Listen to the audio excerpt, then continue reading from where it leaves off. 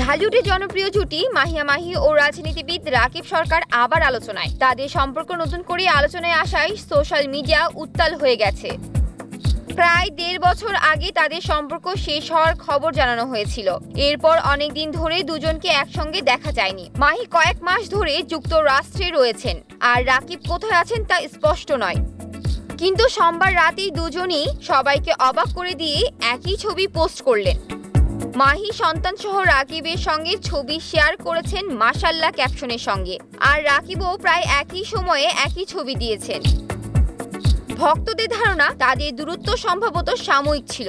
পোস্টের পর ভক্তরা খুশি হয়ে শুভকামনা জানাচ্ছেন। কেউ লিখেছেন আবার সব আগের মতো হয়ে যাক, কেউ আবার তাদের পরিবারকে ভালোবাসা ও সান্নিধ্যের বার্তা পাঠাচ্ছেন।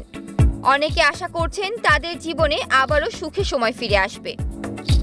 জান্নাতুল ফেরদৌস শতাব্দী, সুখবর।